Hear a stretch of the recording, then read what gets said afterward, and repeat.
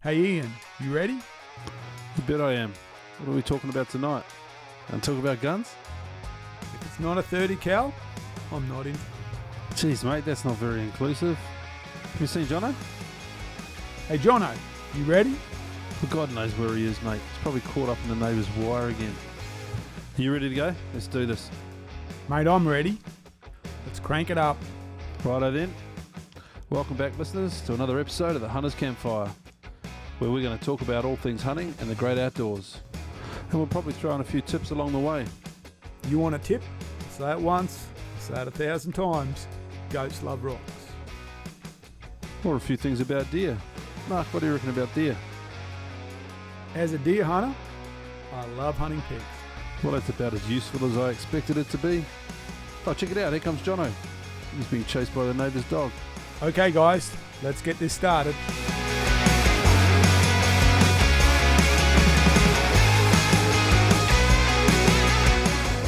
Welcome to the Hunter's Campfire. Pull up a chair, get comfortable. It's time for the Hunter's Campfire.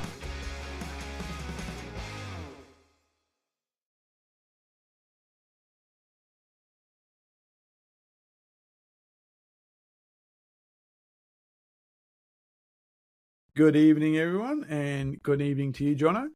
Good evening, Mark. How are you doing this evening? I'm very well. I'm staying dry. It's raining a lot, but It is raining inside, a lot, isn't which it? is good. And special good evening to you, Tom Auger. How are you? Very good, thank you. Thanks for having me on, gents. Yeah, more than welcome, mate. We're going to have a conversation about guns, so you've got the two. Sounds good. As you might notice, Ian's not here. He's unwell. We're Stroke, making isn't sure he? he gets better for the territory trip, so he's in quarantine. So tonight we're probably going to talk a lot about guns. So if that's your thing, you're going to enjoy this one. But before we do, let's do the weekly roundup. So look, Jono, I'll hand it over to you. Anything happening in between with you that you want to discuss? Apart from staying dry, yeah, it's just it's Echo Week here in Brisbane. So we had our show day yesterday, but we decided not to go because of the weather. So yeah, we decided to give that one a skip. But yeah, slowly starting to get kit ready for the territory because that's coming up pretty quick. I think we've got 3 to 4 weeks to go. Yeah, it's getting close. I've actually got a hunt coming up this weekend. So with the Ridge Group, I'm going to go chase some reds up in the Brisbane Valley. Just doing some control. The property's apparently got a lot of reds on it, so I'm going to go up and see if I can get some meat for the freezer. I'm getting a bit low, and this is probably my last deer hunt for the year. We've obviously got the territory coming up, but I think after that, we're going to be into October, which is starting to get a bit late. The hinds are getting a bit pregnant by that point. I'd say end of October is probably the last I'd like to shoot, maybe mid-November. But I'm going to have to do some family stuff just with the territory. And then I've got Singapore coming up as well. So I'm heading over there for the Formula One the week after we get back from the territory. So I'm away from home quite a bit in September. So I think I'll do some family trips in October, and that'll be the end of my deer hunting for the year. So I need to stock up the freezer. So that's my plan for this week. And then I'll be in territory mode. So I've got to do a range trip. And then, just to check the 9.3, just make sure that that's still shooting okay. I zeroed it probably 6 months ago now when I got that starter Ranger scope so on the sour. We'll take that down to the range, make sure it's shooting okay, and then I'm ready for the territory, I think. So, how about yourself? So I'm trying to pronounce it right, and I've been using Google.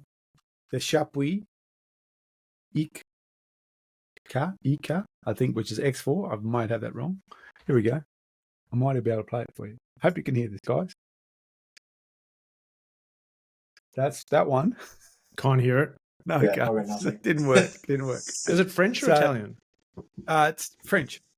Okay. I have a French colleague at work. I'll ask him how to pronounce it. I want to know how to pronounce X4. That's where there's different.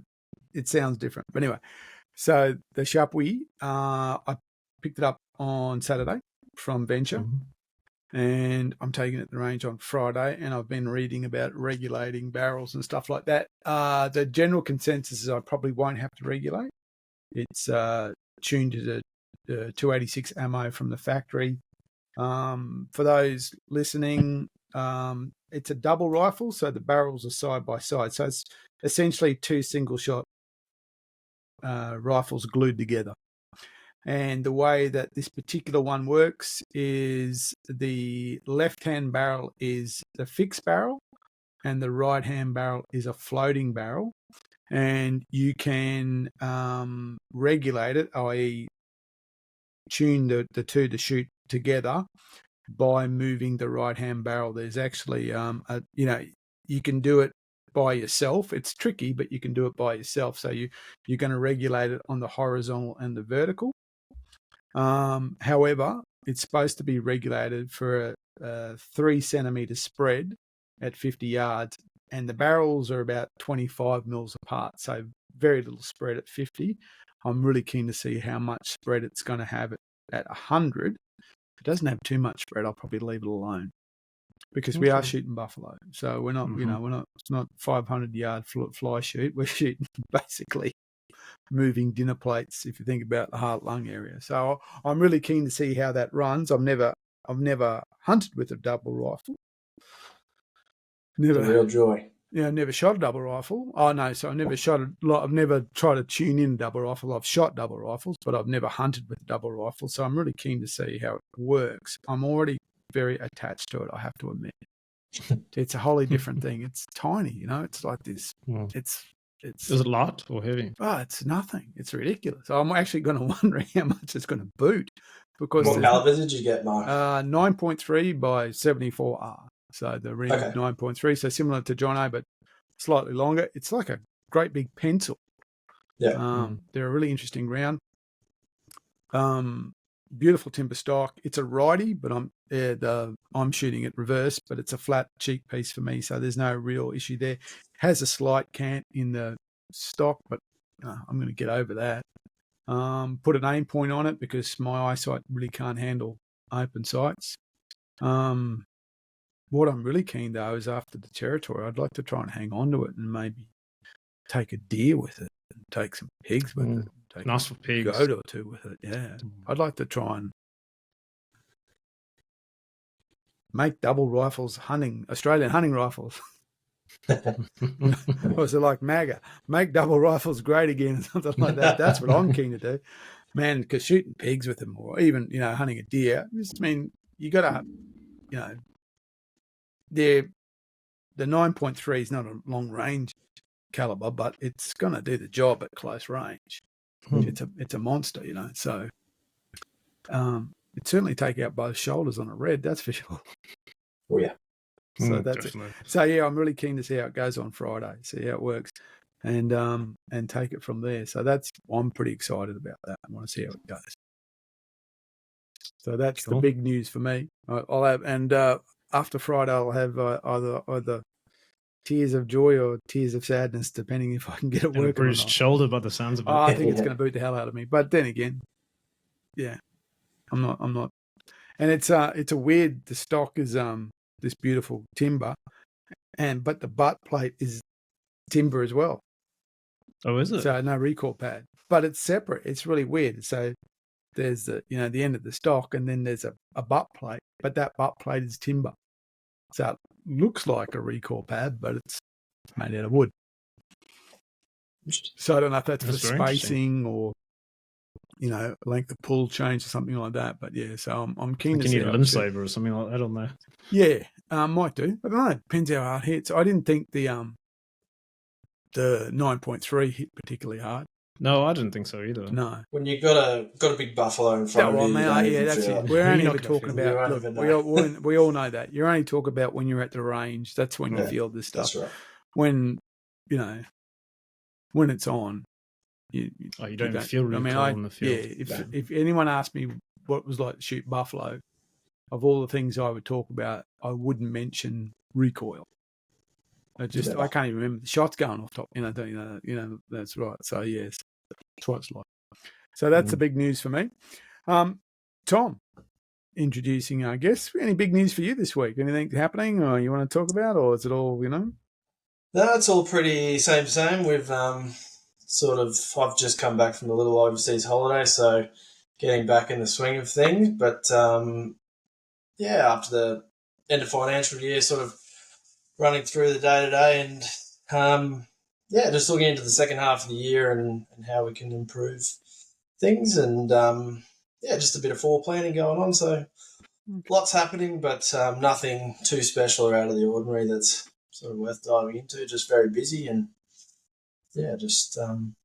that's all I've got on. So, as I said, we've got the public holiday here coming up. So, but unfortunately, no hunting trips for me planned just yet. But was your overseas trip a hunting trip or a family trip? Unfortunately, not. No, just a family trip. So, just had a wedding over there, but just try to relax before the second half of the year kicks off. And I've got a few things in my mind for the beginning of next year, I think. But there's always 1,000 hunting trips I want to go on, but whether it's possible is the other thing. I'd like to see if I can get up to the valley before we go to the territory to just carry that rifle around.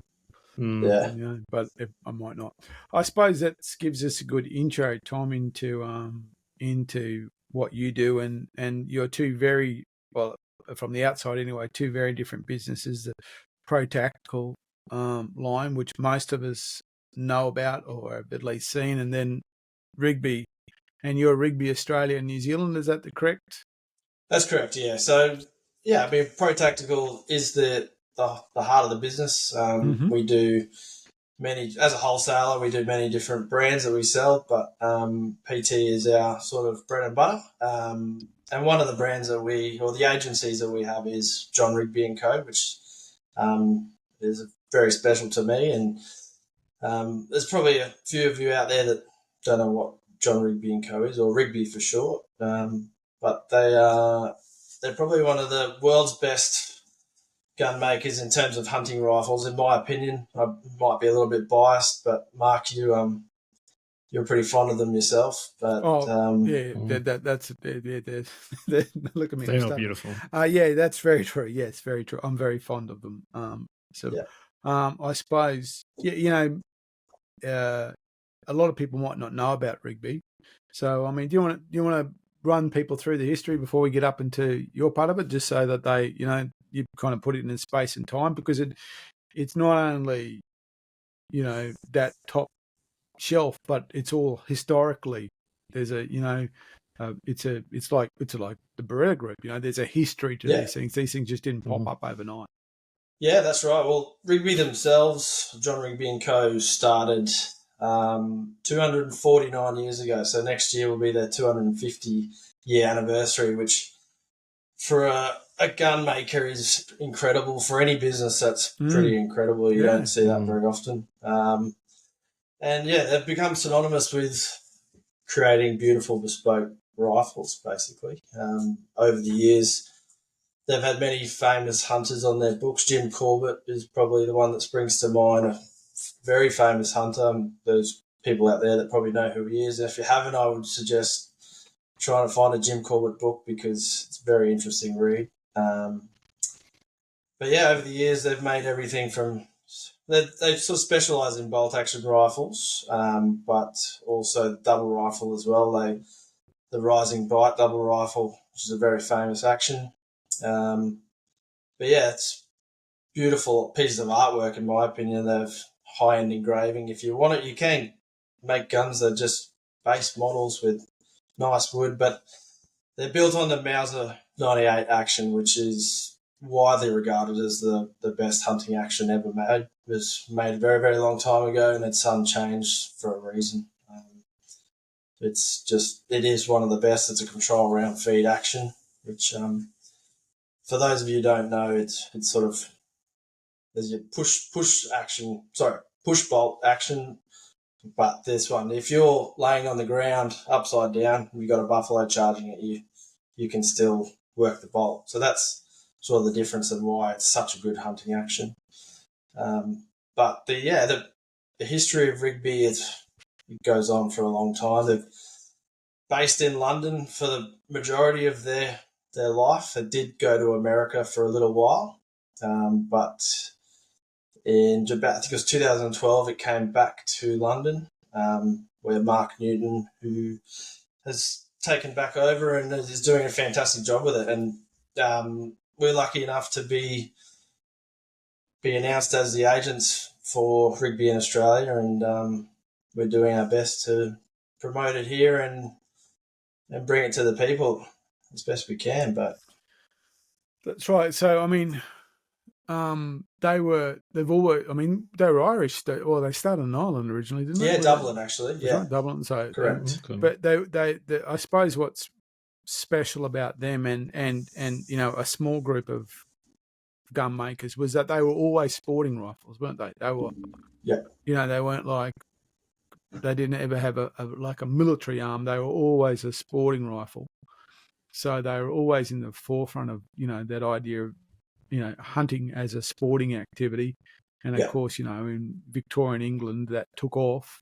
And so, that's where we saw that. And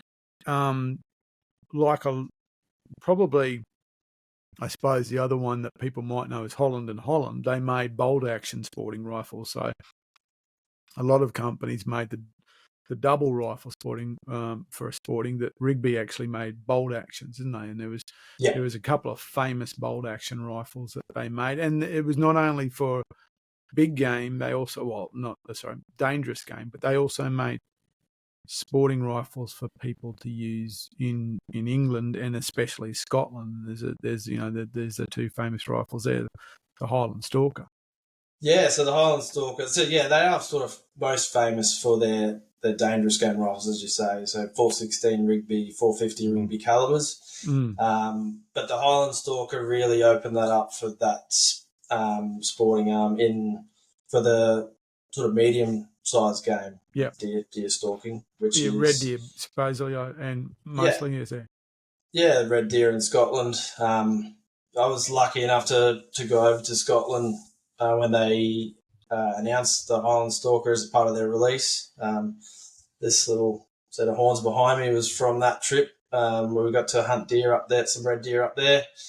But that gun has sort of opened up the market for them a little bit to that medium-sized game.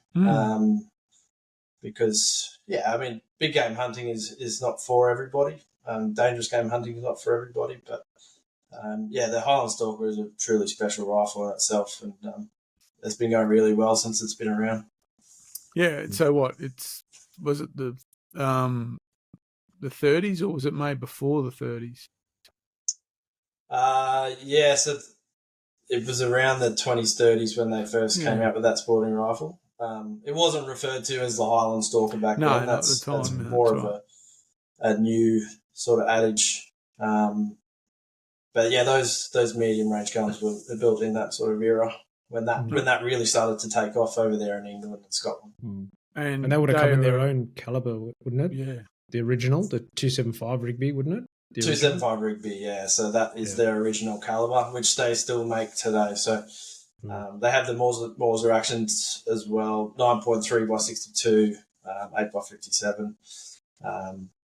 They've also got 308 and 3006, but yeah, the 275 Rigby is that real classic caliber for that rifle. That's the ones that Jim Corbett, who I mentioned before, he hunted with that exact rifle. And I can't. The name of his famous book escapes me, but it's a Tigers. I can't remember now. It's about tiger hunting in India, wasn't it? Yeah, so he became famous for hunting man-eating tigers, which sounds like a movie in a way, but he was celebrated over there for what he did in that space. So it's a very interesting read. There's a few books out there on him, but I can't. The name of it escapes me. The place starts with K. I can't just. Man Eaters of Kumaon. That's right. Yep. It just jumps out. Yep. That's it. The man. That's right. So he was hunting. Yeah, tigers that were man eaters, and so he was. It's quite an exciting story. But I think and that kind of that rifle, for most people, is what you might call a quintessential hunting rifle. So it's a bolt action rifle. Fine stock, not a big chunky stock, sporting barrel and things like that. And I suppose at that time, mostly open sights too, rather than scope. Yeah, definitely. So not the optics you'd see today. No. and they still come with the open sights, which a lot of traditionalists like to use, but they can be mounted up with a modern day scope, if that's how you want to hunt. But personal preference on that one. And that action is just unbreakable. It's a Morsine, and we've had this conversation before. The Rigby 275, we couldn't figure out where geographically it changes from a 7x57 to a Rigby 275. Where's the line? Where does it change? It's the exact same thing. That's right. Where's the line? Where's that line in the geographic line, like a timeline? That's where it changes. Yeah, exactly. So that's it. So there's that and I suppose that there's that real tie to the Morser action, and as you said, the claw or the extractor style action, which was always regarded as unjammable. And able to be used in any situation when something big and hairy is going to come and stomp you, bite you, or some combination of all those two things. You needed that. For any hunter, when you're in the field, confidence is the last thing you want to be thinking about is your rifle and if it's going to work properly. And confidence in your gun, you should be focusing on the shot, and they almost can guarantee that you're going to get that out of a Rigby. So, but you don't need that you don't get that issue when you're chasing fallow deer. Let's be honest. No, not really. You might be disappointed. You might be disappointed, but you're going to be back at camp talking about you're disappointed rather than your friends talking over you and saying what a shame that was, type thing. Yeah, when an elephant or a buffalo or a hippo or whatever it is decides that you're in the wave where it wants to go. So that was the whole point about those sporting really arms. Important. And it's interesting, because Morser's still around as well. So you still see these, these really traditional sporting rifles. But I think the other thing is the double rifles. And I've already spoken a little bit about double rifles, and we're going to talk more about that. But Rigby has a whole range of double rifles as well, isn't it? And they use different actions. And do you want to explain the difference between what a rising bite is and things like that?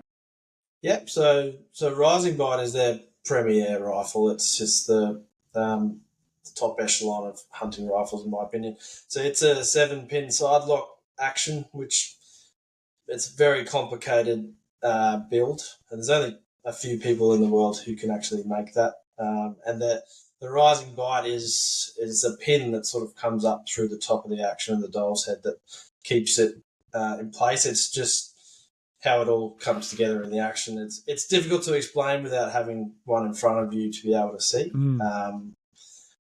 But the double rifle side lock action is extremely hard to build, and hence why it does come with quite a price tag.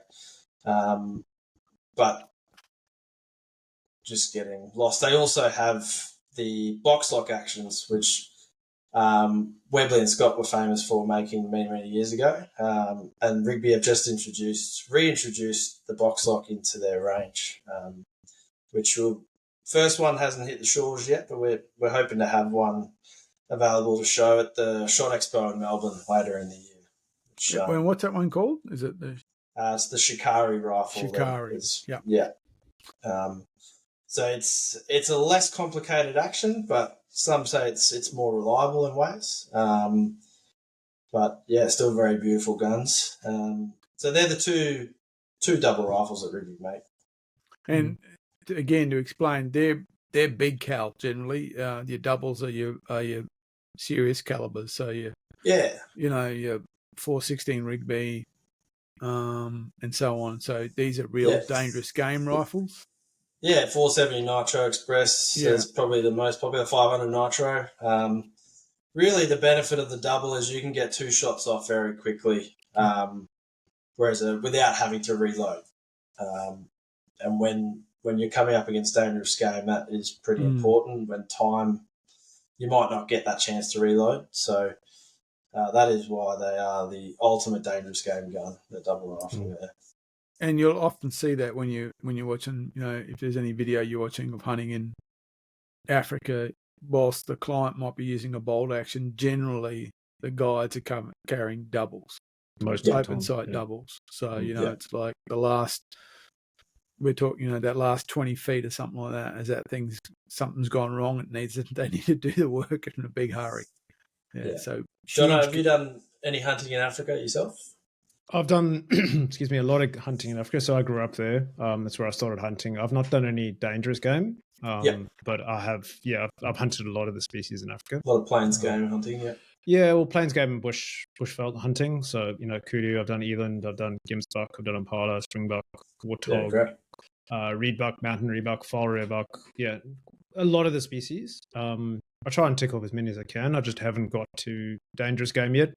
It was always going to be my 30th birthday present to myself, and then it became my 40th birthday present, and just family and everything else got in the way. But 50 is going to be buffalo. So in Africa, Cape Buffalo in Africa is going to be 50th birthday present to myself. Right. I've always said I'd do it with the 416 Rigby. It's what I've always wanted. I bought a 458 Win Mag, and I sold the 458 Win Mag, because I couldn't get ammo for it. That's probably the main reason, but I'd love a 416 Rigby for shooting a buffalo. For me, that's always been the quintessential buffalo rifle. Others will say 458 Lot or something like that, but no, 416, just the name for me is, hopefully one day we'll see. Yeah. That's it, isn't it? That's, if you're going to do that, you might as well do it with the right rifle. That's what do it properly. Yeah. If you're gonna take that step, you might as well do it. I remember shooting a 416, but in a it wasn't in a double rifle. So what was that in? No, mine would be about might have been 416 Ruger. Might have been 416 Ruger, not Rigby. Yeah, it's got to be a Rigby. Yeah, that would be probably the most popular Rigby we sell is the 416 Rigby big game. Just the standard model, grade 5 wood stock. It's a beautiful gun. There's no extra bells and whistles, but it's pretty hard to beat in that range, in my opinion. Yeah. But they don't just do rifles, though, do they? They do shotguns as well, Rigby? They do make the shotgun. It's also the rising bite, so very same action to the double rifle, but just a 12 gauge action. Yeah, so... Okay. Those shotguns are not really their space, is it? It's not their forte, no. Yeah. I would say Purdy and Holland have that for the top end English gun makers. That is their sort of niche. Whereas sporting rifles is the bread and butter for Rigby, but they do make a beautiful shotgun as well. Yeah. And I suppose the other thing we should mention too is that concept of a best rifle and a London best rifle. I mean, those words get used, but they actually have, they're not just sales pitches. They actually mean something, don't they? They do, yeah. So a best rifle is generally a rifle that was made in England, and a London best rifle is one that's sort of completely made in their London factories. So a lot of these English gun makers were actually in central London. Gunmakers Row used to be in St James's, which is a stone's throw from Buckingham Palace, right in the thick of it. So that's where that sort of term comes from. The London best is a gun that's completely 100% handmade in London, which they still do now. They're not quite as close to the centre of London, Rigby, but they're just outside of it. And they still make London best rifles as well, but quite regularly. And it's completely. They get a block of steel, a block of wood, and it's handcrafted straight from there. So no machining or anything. So it's sort of, for an enthusiast, that's the one you want. Certainly. So that's a London. Yep. That's about. That's actually probably when Rigby was still an island. And that's a London from about 1810. I actually was able to trace the date on that one through the barrel because they. And I think one interesting to talk about is that you were mentioning about the books and the famous people who've been in there. There's Rigby actually have a book, or more than one book, a book where the name of the owner goes down in the book. And if you go to the Rigby factory, which I had the pleasure of doing some years ago,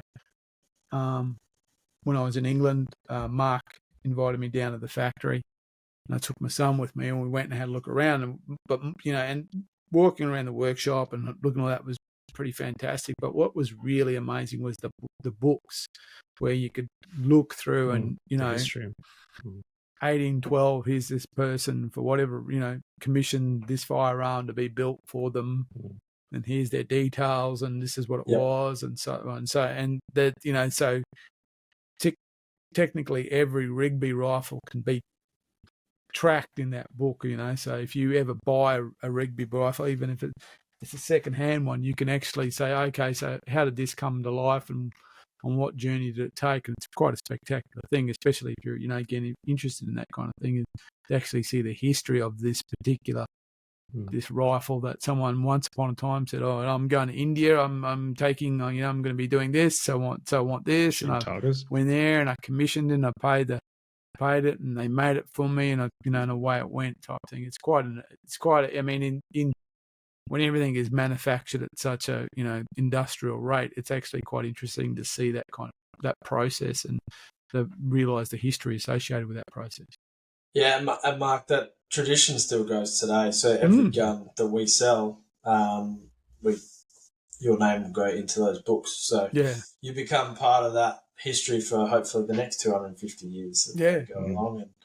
And I agree with you. I couldn't agree more. Seeing those old books, and you almost feel bad pulling them out and looking at them. They're that old and frail. It was really quite an odd feeling. So I can't remember the guy who showed me around. I forgot his name now, which is terrible. But anyway, one of the reasons I was interested in the book was there was someone in Australia who's a collector like me of flintlock and pistols. He had a Rigby, and he said, can you find out about this? And we found it in the book. It was. Oh, wow. I said, hang on, there he is. So we had the number and went, there it is, found it. And, sure enough. And, it's pretty incredible. 18 something, I can't remember, 1840 something, like someone commissioned this, and it got made in, well, I don't know if it was that factory there, but we got made in the Rigby factory, went around all the world and ended up, in someone's gun room in Brisbane type thing. So it's quite a tale that can happen. Yeah. It's quite interesting. There wouldn't be many industries going now where you could do that. In 10 years when my D-Max is on a lot, no one's going to go tracking down who made this thing, where it was. It's just like, no one's going to do it, like one of those genealogy shows where they trace your history or trace your family tree. They're not going to do that with the D-Max. The D-Max. No, it's very true. It's very true. I suppose, and so, the London best is really, it's kind of the sky's the limit, isn't it? Yeah, I mean, it is completely bespoke. So it is built for you, 100% for you. It's fitted to you. Your engraving choices are, as you said, sky's the limit. You can have none. You can have the whole thing engraved. I was actually, on our Facebook page, I posted a video yesterday or the day before, which was of the elephant gun. So the whole entire barrel action, everything is done with little tiny dots of elephant skin. It's incredible. It's worth a look. You can find it quite easily on YouTube. Took 17 people to finish the gun, but those little things are what sort of separates it from something that's just pushed through mass produced through manufacturing, mass produced through the production line. Whereas this thing is touched by more than one person, and it's pretty incredible. It's hard to explain without having to see it, but.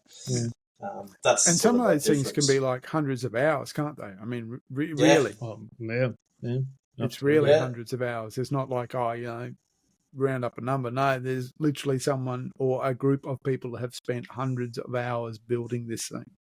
Yeah, that's right. And they usually have certain people who will work on certain areas. So they'll have a stockist who all he does is craft the stocks.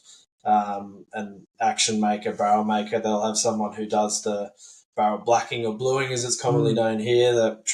Over there, it's London black. But so yeah, it's very specific, and that these guys are masters of their trade, and it's not just building an entire gun; they're masters of that particular part of the gun, which is incredible in itself. Yeah, I remember a few years ago I watched it, and I can't remember who the gun maker was. It could have been Holland, it could have been Purdy, it could have been Rigby. They released a series of videos showing the production of these bespoke custom guns and the amount of effort that goes into it. You know, they'll introduce you to the engraver, and there's like a 60-year-old guy. All he does is engrave. And then they've got the person who files down the action, and then it goes to another person who does, you know, the barrels and does the solder between the barrels. It was incredible, the release. I'll see if I can find it and we'll post it. But the amount of effort that goes into it, when you see how much these rifles cost, and you think, oh, why is it? You know, they just, it costs so much money because the effort that goes into it and the knowledge and the hours. You know, one person just sitting there engraving by hand.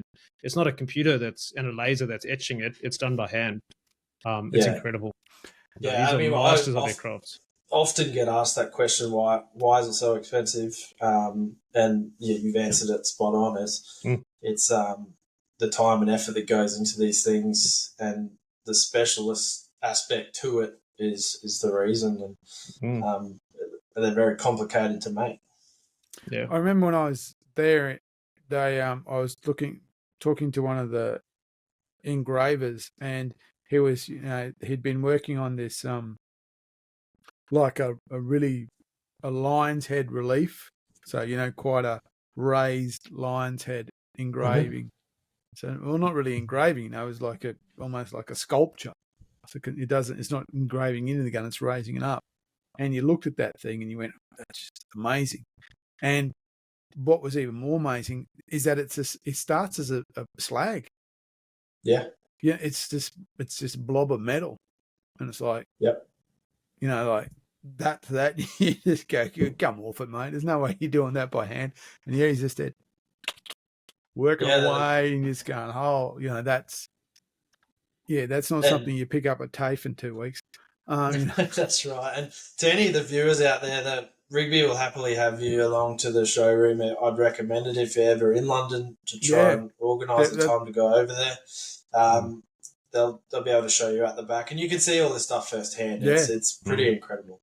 And when they tune the barrels and they listen to them, they actually tune them. It's like, tuning fork, an amazing process compared to what we're used to in manufacturing. And the other interesting thing is that Rigby have they have a pretty young work crew, don't they?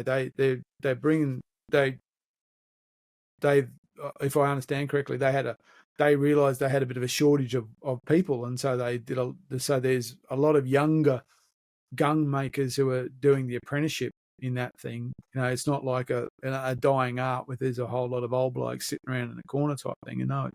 It's a pretty active workshop with lots of people in training and developing skills and things like that, which is really kind of breaking the mold or what we expect of a lot of this stuff. Yeah, and it is important that they do that, because it's happening a lot here as well. Some of the master gunsmiths, master stock makers, they're of the older generation, and there's not that many coming through who can do what they do. And I think Rigby was on the forefront of noticing that this was happening, and they put a lot of time and effort into their apprenticeship programs. Because as these guys retire, they get older and retire, that their skills go with it. So if you've got no one to take over those jobs, it is a dying art, as you just said. But they've done massive amounts of work on getting the younger generation interested in gun making, and taking up that apprenticeship, and it's going really well for them. Every time I go there, their team grows by more and more people. And, I was really quite surprised, that it's a funny thing, isn't it? Because, it's not particularly well known or spoken about, but there's a hell of a momentum behind it. It's just that it just doesn't kind of jump on the radar, which is a shame. But it's just, it's happening. And I was surprised, I've spoken about this a couple of times about how how popular, in their space that rugby is in Australia and New Zealand, and how many people are purchasing or getting rugby rifles made, hunting with rugby rifles and things like that. So, I mean, if you look at a magazine, it just doesn't appear, but there's all actually. Now I come to think of it, there was a recent article about rugby, but generally, so I reverse myself there. Generally, you don't see them, you don't hear about them, but there is certainly a group of people who, and they're just, again, not just like kooky old enthusiasts type thing. There's people who are wanting that kind of precision and that kind of quality in their hunting gear. Yeah, and it is an investment in a way as well. It's not something that's just going to depreciate over time. Like, we have guns that are 100 years old, secondhand, and they're worth more than the new ones are now. So it is an investment piece as well. But yeah, there's a big following for English gun making here in Australia, and there's actually quite a lot of really, really nice guns that I know of through people throughout the trade and customers of mine from over the years. But yeah, I don't like to get them out too often, and they certainly don't want to sell them. So I mean, where are the guys? Where do people use the rugby? So I mean, we talked about Africa, but are we seeing them used up in the territory hunting buffalo? Where are you seeing people use them? Yeah, definitely. Obviously, we've got big game rifle clubs across the country, but yeah, in hunting wise, the territory is huge for it, and there's a lot more demand to go up there. And I think it's something we need to promote is the hunting that big game hunting that we have on our doorstep. It's right there, and it's an incredible rush. I know you guys are going up in a few weeks' time. I don't know if you've done it before, but it's incredible hunting. It's demanding. It's tough. The animals are incredibly tough. They're big too. I know people have shot. They're big too. Yeah, they're big. I know guys who've shot both Cape buffalo and water buffalo up in the territory, and a few have said that the water buffalo are tougher. It's probably not as difficult hunting as it is over in Africa, but I've been lucky enough to do it a few times, and it's something that I would like to promote more in this country because it's such an amazing experience that we've got right on our doorstep, and it's a lot more affordable than going to Africa as well. Yeah, well, for us, this is our second trip. So the first time we had the good fortune of Brian Boyle inviting us up after we actually chatted on the podcast, and he paved the way for us to go up there. Though we flew in, so we went pretty light, and we'd never hunted there before, and so we weren't tourists, but we were really just tagging along. We were all very successful. We all got buffalo, and a couple of big pigs, and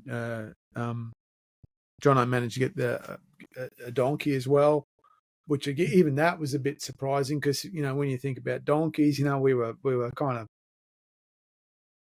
half jokingly saying, you're going to shoot Pepe. little Pepe, the pet donkey. No, this was a fairly large big, animal. Tough animal. It wasn't small. So donkeys and so it was on this property, it's donkey, pig, and buffalo, because it's a cattle property. So they interfere with fences and stuff like that. Yeah. So we were we were clean skins, and the first time we saw them, I went, holy smokes, they're huge, man. And so it was a big over the week, we saw.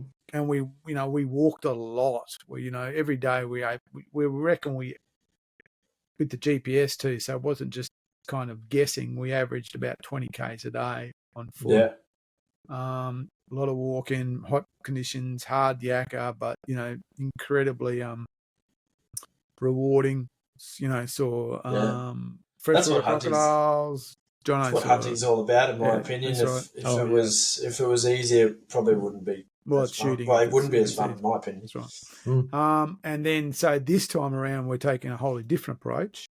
we're driving up and driving back, 2-car convoy, and we're taking as much gear as we need to make sure we don't have to leave. So once we're there, we're sticking there. Are you in the Arnhem Land area? Or? No, we're in Mataranka, so below Catholic. Oh, yeah. Yep. Roper River country, around that space. Yeah, great. Yeah. And we can bring as much meat as we can. That's right. We're going to try and bring back meat. Whole skulls as well, because last time we just capped them, and now we can bring back a whole skull, which I'm keen for. So you don't have a spare seat anywhere that I can tag along with the chance, would you? Well, there's not a spare seat this time, Tom, but maybe next time, mate.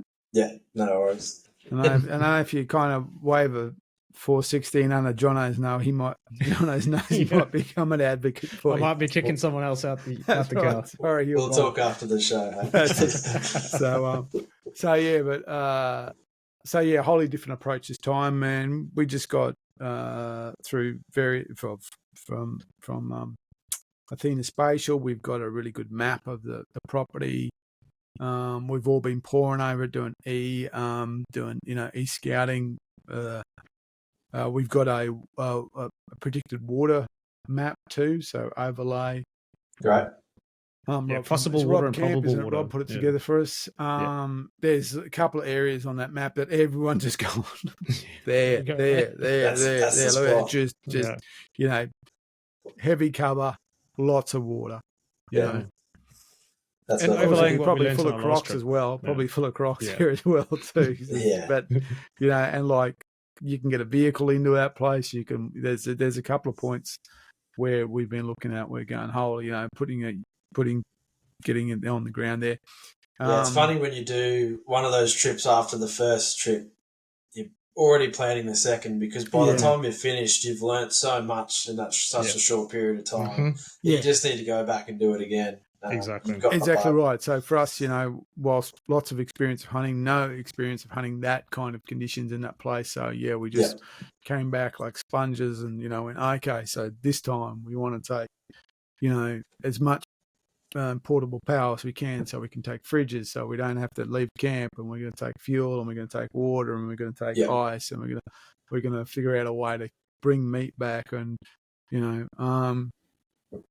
last time when we brought back horns, we had I won't say how we do it because we might still get in trouble. We had a very interesting way of getting them back, and so we had to get stuff back. So wholly different approach this time.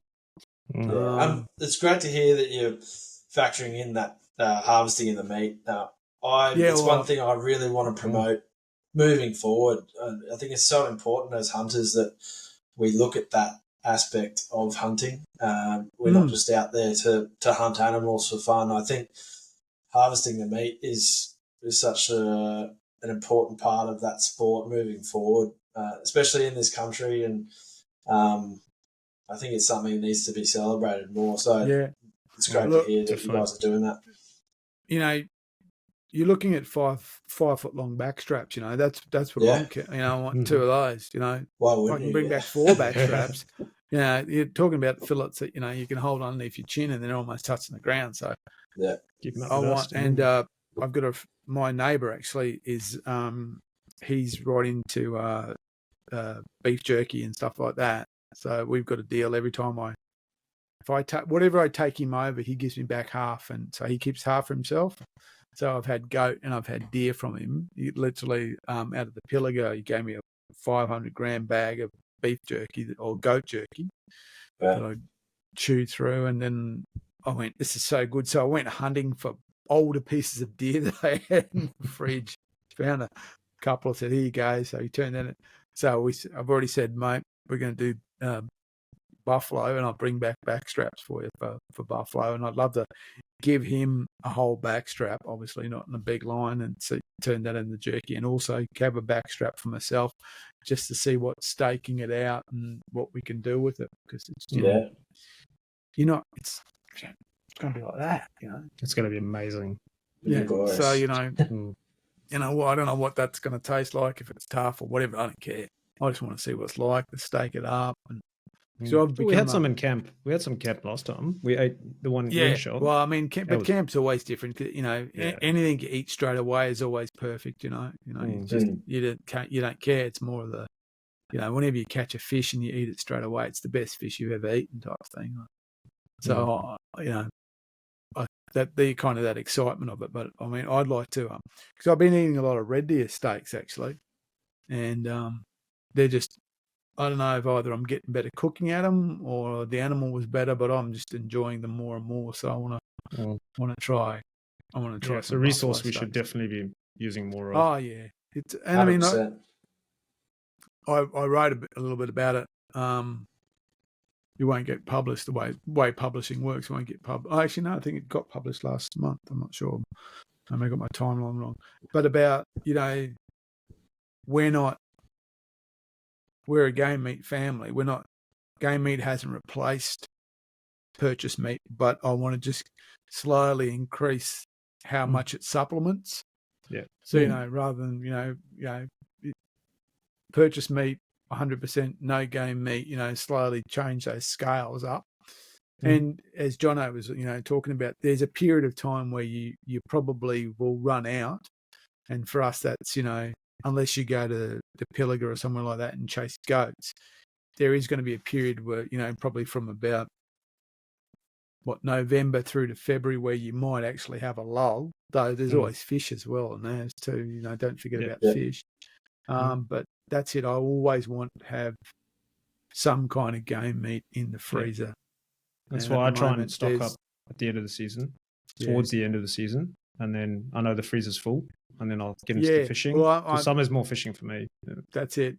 And, I know at the moment there's goat and red deer in there at the moment. And there's still probably about 4 family goat meals and probably 5 or 6 family red deer meals yet. So just want to keep going, but that's it. And just get better at that and get better at processing. But certainly, Tom, it's a big part of it, and I think it's every right that we should promote it. Yeah, I mean, there's financial benefits to it as well. Yeah. If you look at the cost of living at the moment, weighing up that the cost of meat at the supermarkets is astronomical now. So the financial benefits alone are huge. So but I just, as I said, I think it's important for the future of our sport and that is celebrated and promoted, and that people aren't wasting good meat. Yeah, I mean, and that's where we unfortunately see things like there was something I saw this evening about the Victorian helicopter cull of deer, and how much it costs per deer for that to happen, and the fact that is 100% sunk loss. There is no return on that activity. Yeah, and in fact, you could say there's actually it's a negative, because there's no way that you can have all those carcasses sitting on the ground and have no negative effect on anything. I can understand an animal gets killed, it doesn't necessarily influence anything, but when you've got hundreds dead on the ground, surely that has a negative effect on things. Yeah. So it's actually it's a travesty that you can spend that much money on and have no return.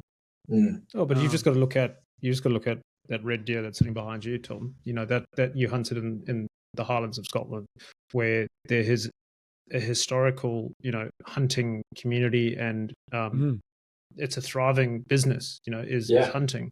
And that's because there's value in the animal. You look at the UK, you look at Scotland, there is a value in game, and that drives an industry. So you have Rigby, you have Holland, all of that's been driven behind shooting and hunting, because there's a value in game. And yes, you look at those expensive pheasant shoots and things like that, where, it costs them £3,000-4,000 a day to shoot the pheasant. As soon as they hit the ground, they are worthless, but people will still pay. And you go to the butcher, and the outside the front of the butcher is the pheasant hanging up that's just come off the local shoot, because there's a value in it. People are prepared to pay for it. You can get rabbit, you can get venison, you can get everything, and it drives the whole industry. A lot of the properties that I lived in the UK for 12 years, and a lot of the properties that I hunted on, I think all of the properties that are hunted on, there was a value in that game. And if they took it to the game dealer, they would get price for it. So if you wanted it, you paid the same price that they would get from the game dealer. That's a really interesting. I found that myself, so they actually said, whilst you've shot it, the meat's what we're really interested about. So, if you want it, you got to pay for it type thing. Yeah, because there's a value behind it, and it drives an industry. There's game dealers, there's the butchers, there's everything else. So, and that's what we don't do. Is there's no value in the meat in the general community. There is amongst us because we know how good it is, and we enjoy pursuing it. But you go down to Coles now, you can see there's kangaroo, and I know some butchers are starting to sell venison and that, but it's not in every supermarket. It's not in every butcher's. When you go to the UK, it is. And it really should be. When the deer populations are becoming to pest levels, and there's a great way to fix that is to as you said, put a value on that meat, and that will solve that issue without having to fork out tens of thousands. I'd say, was it, Mark, to employ a helicopter to go out and do it for you? The reality is you will still have to fork out tens of thousands of dollars, but you will get a return on that. At the moment, you're forking it out, and you might as well just be driving down the road and throwing it out the window. There's no return on that. So, if you were to say that, yes, in Queensland, there is a butcher or butchers in the Kilcoy area who will process the red deer for you, And you've got to meet certain criteria. You can't bring it in 3 days later on the back.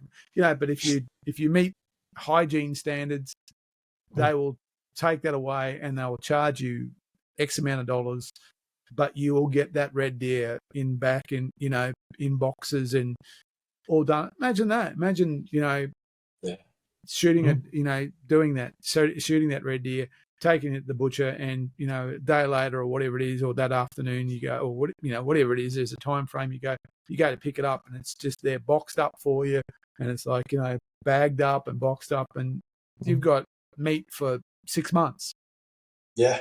Because, someone who knows how to process animal will give you that kind of outcome, type thing. You have that. And that'd be just, the flow-on effects would be fantastic. Yeah, I agree. Because at the moment you shoot them and that's where they lay. If you choose, there's no motivation to do anything other than a personal motivation, which is crazy. Yeah, I mean, a friend of mine is a professional deer culler. That's what he does in the UK. Every single deer, he shoots 300-400 deer a year. Every single one of those gets put into the food chain. Yeah, there's a market for it, and so he gets paid to go and kill deer, but they get a return on it, and everyone, gets something back from it, and that's his job. He's on public land. He's culling in national parks and things like that. But every single deer, and they get marked down. The carcasses get marked down if there's too much meat damage. So they're focusing on good shots and things like that. And on some of the properties I used to shoot on, if there was too much meat damage, then you would lose some money because they would cut away that damaged meat, and you would lose that cost or that return. So there's an incentive for you to shoot well, potentially go for, harder shots, neck shots or head shots or something like that, because there's a return for it. It just goes back to there being a market for it. Yeah. I remember when I shot pheasants, and that most of those birds were picked up and then they went into a commercial market, and you were, by tradition, you were allowed to keep a brace. So they would give you some of the shoots I did, you had to ask for it. If you asked for birds, they gave you 2. So I actually kept 2 and had to go, processing myself type thing, which was fun in my, relative's garage. I thought, why not? Let's give it a go. So, so you get to keep, but most of it went into, some kind of commercial market and it's. So you were still doing everything we want to achieve, but then there was a financial gain at the end of it. At the moment, we kind of just end there. There's none of that foresight of saying, okay, there's another part of this, which is the financial gain.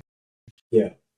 And, we're really big on promoting that. If people, and I mean, not everyone wants to do that, but it'd be fantastic. If you want to do it, it's fantastic if you can. Yeah, couldn't agree more. Yeah.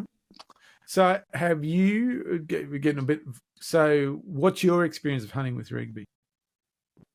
Hunting with Rigby, we've been talking them up. Yeah. So I've obviously, as we said, done that trip over in Scotland. So through I the think you Scottish should Highlands. explain that a little bit more, because it wasn't like you just flew over there and they picked you up and you went for a drive. There was a fair bit involved in that. Yeah. And I happened to look from afar and was as a envy. Well, there was two versions of that, and I suppose I kind of hoped that I might get asked to be on the gun rider part. Didn't happen, but anyway. So I think you should explain that whole process. It wasn't just like, oh yeah, we went over there and we did something. Yeah, so I mean, the whole thing came about as the Highland Stalker was being introduced. It was brand new, and part of that they wanted to release it by inviting people to Scotland, to Blair Athol, to get out and shoot some stags with it. And I've been the agents here in Australia, was fortunate enough to be invited with my late father, and we both went over there to do a stag hunt. And as Mark touched on, they also had some reporters go over as well, who were writers,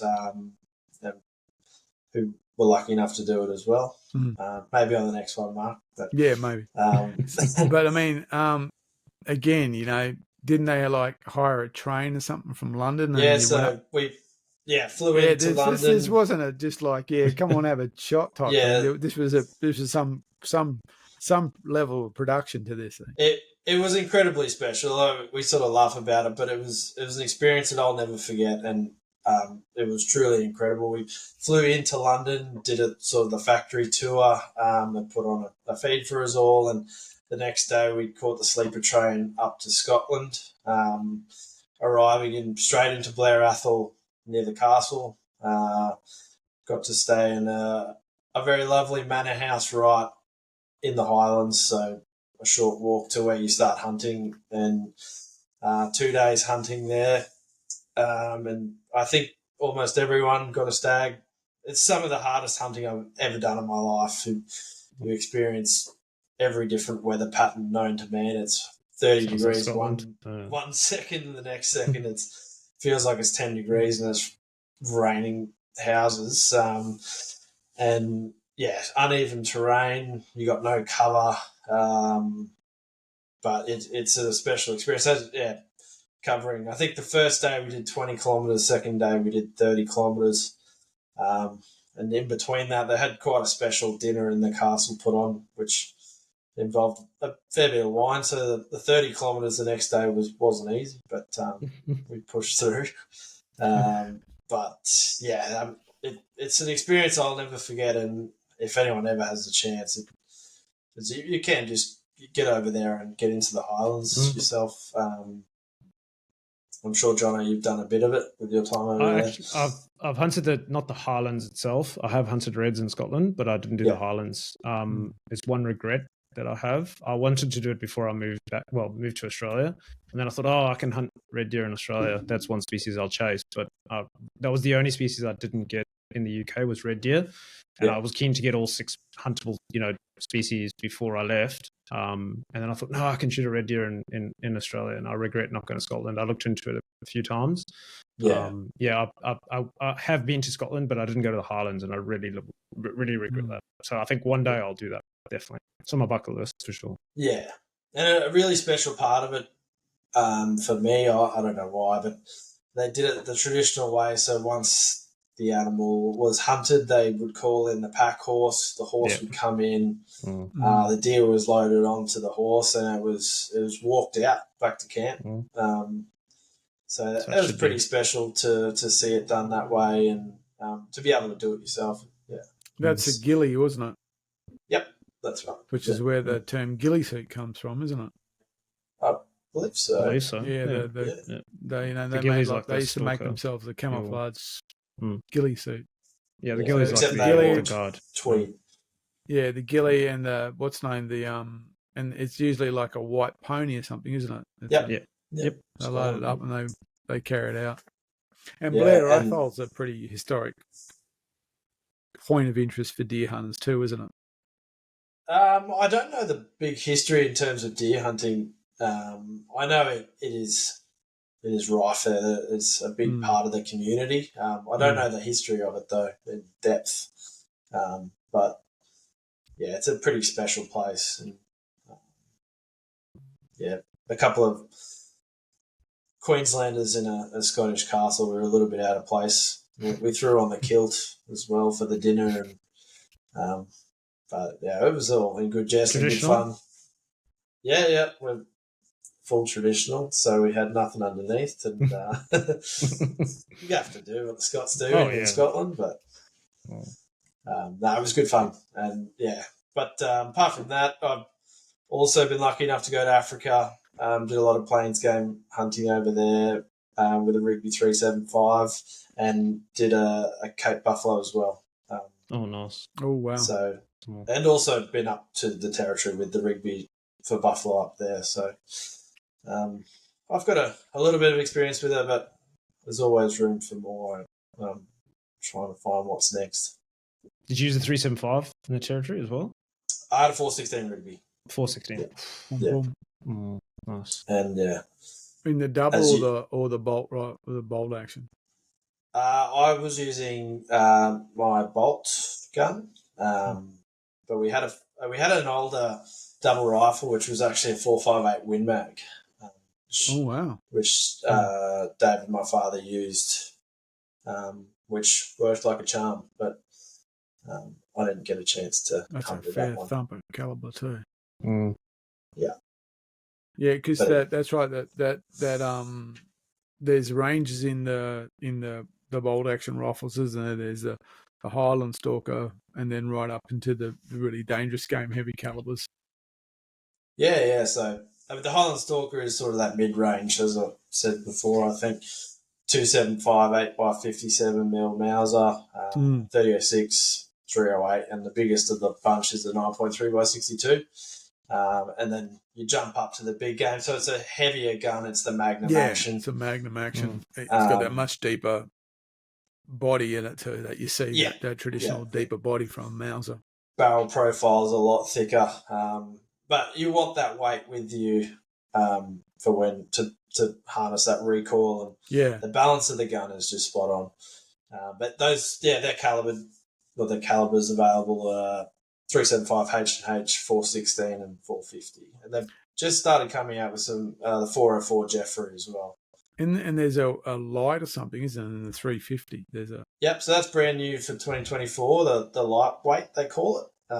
So it doesn't have the cheek piece on the stock, and it's a slimmer barrel profile. So it's a little bit lighter in weight. That's modelled off how they did it 100 years ago to a T. And that's available in 350 Rigby and 300 H&H at the moment. But I'd imagine they're going to do a few more calibers in that as time moves on. But we had the first one of those hit shores for one of our customers only a couple of months ago. Really nice gun. And there's actually a 350 Rigby on show at the New Venture shop in Springwood. So we saw them when we were there. That's if you're listening and you want to look at them in the, look at the rifles, and I think they're all the bolt actions. Venture's got, I think I can't think of a bigger. I mean, other than your display at where you're at, other than your gun, your gun bolt. I can't think of a bigger display of them in the store than I've seen, and so it was quite impressive. So they've got like 10 or a dozen or something, haven't they? They've got a rack full of them.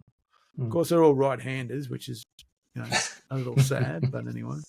Yeah, they have the biggest display in the country as it stands. They'd have to, And it's a good range of guns there, from Highland Stalkers in every caliber and the big game stuff as well, plus some special edition stuff.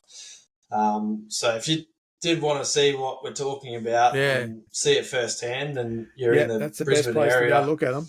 That's for or sure. even Southeast Queensland, I'd recommend heading in there and seeing the guys. So brand new shop, cracking shop. It's gorgeous. We can't stop raving about the place because it's a hunting store. I mean, while it's got a fantastic gun room, it's a hunting store.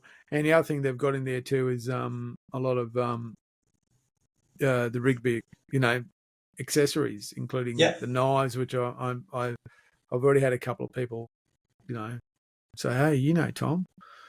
I said, yeah, I do. What about them knives? I say, yeah, what about them, eh? They're pretty nice. So there's knives. And I'm actually got Rigby a bullet pouch down in my safe at the moment that I'm stretching to fit 9.3s in. I put them in there and trying to stretch the leather because it's not quite made for that brown, but I'm going to try and make it work. Yeah, they've got the full range. Well, not the full range of accessories, but a good range of stuff there. All the leather goods, the knives. They've got one of the London best knives at the moment, which is, it may have been sold in between now and then, but it's got the woolly mammoth tusk handle. Yeah, so that's a pretty cool piece. That's ridiculous. Yeah, that's right. What's your handle, mate? Kydex. Oh, this is mammoth. Yeah, woolly mammoth just dug up from under the ice. But that's it. Wow, ridiculous. It's pretty cool. So. Yeah, for anyone in the southeast Queensland area, anyone visiting Brisbane, I'd recommend heading in there, and you can see what we've been talking about firsthand and have a feel for yourself. It's certainly, as I said, it's a shame that there's no lefties on the rack, but then it's probably a good thing as well. Do Rigby make left-handed Highland Stalkers? They only do left-hand in the London Best range. That's right. You got to get custom built. Sorry, Mark. Yeah. Well, Moore's don't make lefties. Yes. So it does come with an extra bit of price tag for the lefty. That's it. Always does, I think. Actually, it's so much so that I'm trying to think his name now. The famous American gun writer, his name just jumped straight in my head. When he was using the Highland Stalker, he was using a righty, and he's a left-hand shooter. Okay. I've got plenty of his books, and his name escapes me right now. Oh, I know who you're talking about. Yeah. The blonde-haired guy. A second. I can't think what his name is. Michael, I can't see any of his books at the moment. But yeah, he was shooting a righty. Because they don't make a left-hand Highland Stalker, which it's unfortunate. Which my bank account's probably happy about in a way, probably.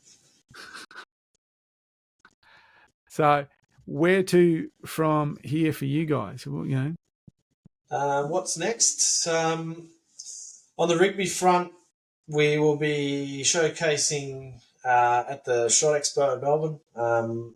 We've got Jerome coming out from France, who heads up the double rifle program for Rigby. So it's a great opportunity to come and have a look at one. Plus, we'll have a full display there of not only Rigby but our whole gear. So that's taking up a fair bit of my time getting that all organised, and it's coming up pretty quickly. But it's exciting. It's been a while since we've had that expo. I think it hasn't been on since before COVID. I remember the last one we had up here in Brisbane. There was, they did the rounds at the show. That was pre-COVID. Pre-COVID, and it was Craig Boddington, who was on the Gun Rider version of the Blair Athol trip, and he was using it. He's a lefty, and he's using it in right hand. Yeah. Okay. But so the Short Expo is coming up. That's taking up a lot of time. So we'll have not only Rigby but Pro Tactical there, and a few of the other brands that we do. So that's pretty exciting. There is a couple of other gun brands you do as well, isn't there? Yeah. So I didn't realise that. So who else you carry? Yeah. So we do Voer, which is an Austrian gun maker. So that again makes sort of traditional style guns, wooden stock, open sights, but very beautiful, very practical hunting rifles. And the beauty of those guns in particular is they have an interchangeable barrel design. So you can swap out calibers on the gun. It only takes 5 minutes to do it. So you can have a 375 and a 243 in the same gun. So you can be hunting pigs one weekend and then hunting buffalo the next. So nice. They're pretty special rifles. They're reasonably new to the market, so we're in the process of getting them out there. And they're you'll start to see them more popping up. But as restrictions get harder around the country, I think that barrel interchangeability will become more and more important. And yeah, they're just a well finished gun, and not priced at crazy numbers. You can pick one up for under $2,000. So that's a good price, actually. Yeah, the brand's been around for a while, but it's been pretty. It's kind of appeared then not appeared previously, but so it's good to see that it's got an anchor now, because they do make very nice rifles. Yeah, we've been doing it for about 12 months, and super excited to have that as part of our portfolio. And we also do the Alpha Prod carbine rifle, so the revolver rifles, which are a really fun bit of kit. It's a bit like a Rossi Circuit Judge, if you know what that is. Great for pig hunting, double action revolver rifle. So it's basically a spec'd up handgun, but available on a Cat AB license depending on caliber. So they go really well for us. They're restricted in a number of states. You can't have them in New South Wales, but up here in Queensland, it's good to go, and Victoria and Tassie. And not only that, we've got our full range of accessories and everything. And that's keeping me nice and busy, and just making sure we've got stock coming through so that we can supply our customers and keep everybody happy. And we're looking at sort of ways that we can innovate our products. So a goal of mine really is for our customers to use our products in the field with confidence, and but I want to make sure that we can offer a product that's good quality but at an affordable price at the same time. So lots of little things to be done in the back end to make sure that's possible, and we're just constantly trying to improve what we do. And so lots on the plate, but big year ahead, and hopefully 2025 is our best one ever. Yeah, it's a shame about those lefties, mate, because SSAA have asked me to do a multi-article about left-hand rifles. Sorry. Going to have to leave you out. Can't help you on that front, I'm afraid.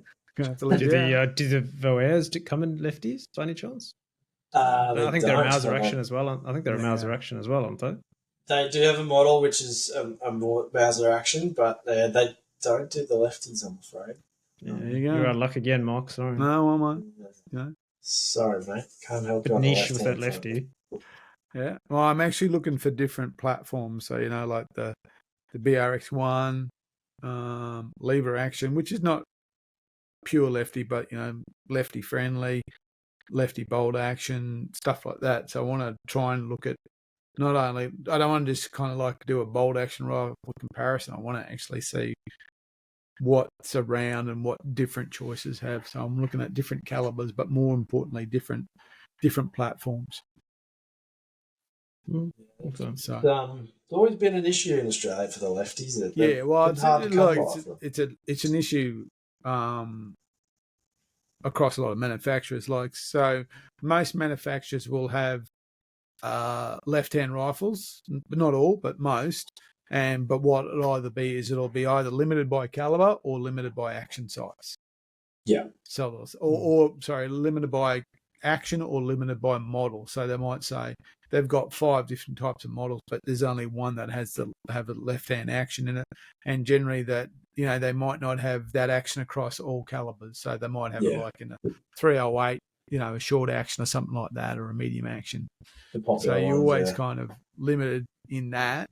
Tikka being probably the standout.